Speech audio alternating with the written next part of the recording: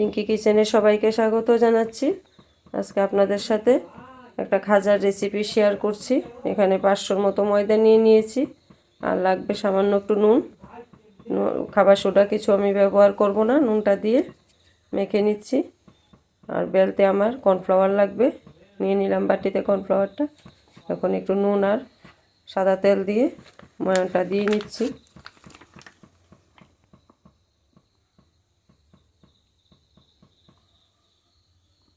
নুনটা কিন্তু একটু বেশি লাগবে।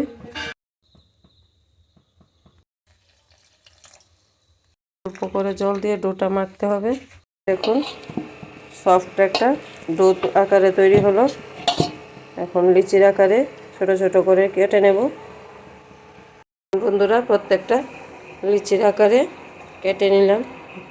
এগুলি কিন্তু বেশি ভাজতে হবে না, লাল হয়ে গেলে এগুলি খেতে ভালো লাগবে না। রস আমার ঘরেই তৈরি করা ছিল। দেখতে কীরকম করতে লাগছে, একটু লম্বা করে, এটা গোল করে বেলতে লাগবে না, একটু লম্বা করে নিতে হবে। দেখতে থাকুন বাঁশটা কীভাবে দিচ্ছে।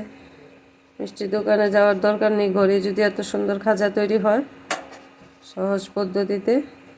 এগুলি কিন্তু ঠান্ডা তেলে ছাড়তে হবে। এখন কর্নফ্লাওয়ার দিয়ে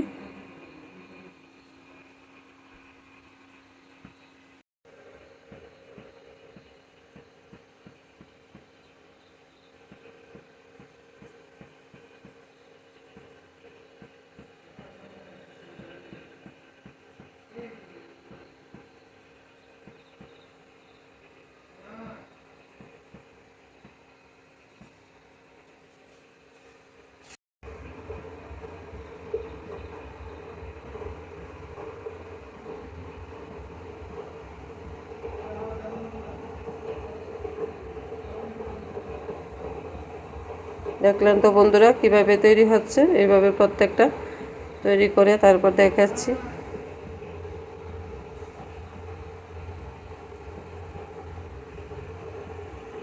এই দেখুন রস আমার ঘরে তৈরি, একদম গাঢ় রস লাগবে, ঘন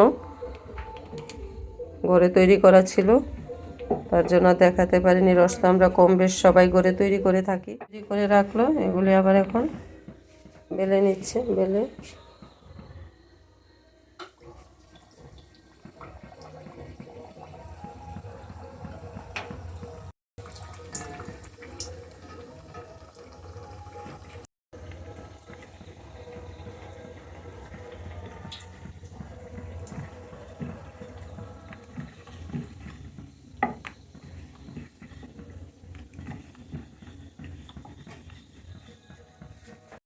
এভাবে তৈরি করার পর আবার বেলতে হবে লুচির মতো করে, তারপর তেলে ভাজবে।